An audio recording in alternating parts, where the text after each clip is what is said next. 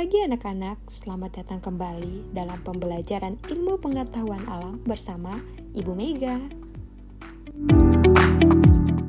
Dalam video pembelajaran ini, kita akan sama-sama belajar tentang sel sebagai unit terkecil makhluk hidup. Pada materi ini, kalian akan mengetahui tentang sejarah dan teori penemuan sel, serta bagian-bagian mikroskop dan bagaimana cara menggunakan mikroskop. Yang pertama, kita akan belajar tentang sejarah dan teori penemuan sel. Teori sel adalah teori ilmiah yang menyatakan bahwa organisme hidup terdiri dari sel, dan sel adalah unit struktural dan organisasi dasar dari semua organisme. Teori sel pertama kali dirumuskan pada pertengahan abad ke-19 oleh para ilmuwan. Ilmuwan yang pertama adalah Robert Hooke. Robert Hooke adalah orang yang pertama kali mengamati sel dengan menggunakan mikroskop majemuk pada tahun 1665. Selanjutnya ada Robert Brown. Robert Brown adalah orang yang pertama kali mengamati adanya inti sel atau nukleus pada tahun 1831. Selanjutnya ada ilmuwan yang bernama Theodore Swan. Theodore Swan adalah orang yang pertama kali mengemukakan bahwa semua organisme tersusun atas sel, baik tumbuhan maupun hewan pada tahun 1839. Selanjutnya ada Rudolf Virchow. Rudolf Virchow adalah orang yang pertama kali menyatakan bahwa sel berasal dari sel yang sebelumnya. Dan yang terakhir, ada ilmuwan yang bernama Louis Pasteur. Louis Pasteur adalah orang yang melakukan berbagai eksperimen untuk membuktikan bahwa sel tidak dapat muncul secara spontan dari benda mati.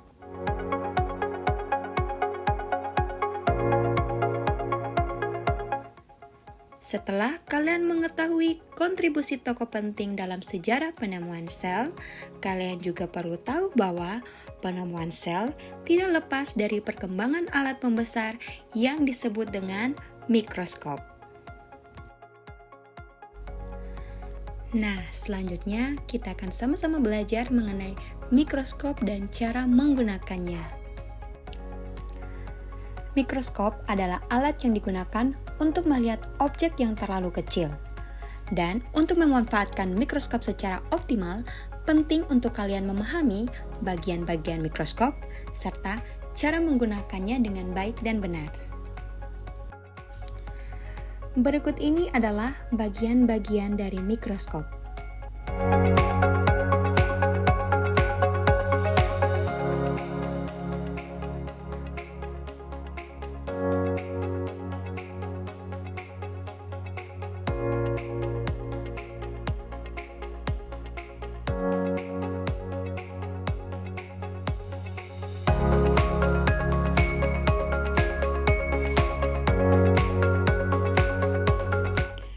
Selanjutnya, Ibu akan menjelaskan cara menggunakan mikroskop dengan baik dan benar. Disimak baik-baik ya anak-anak.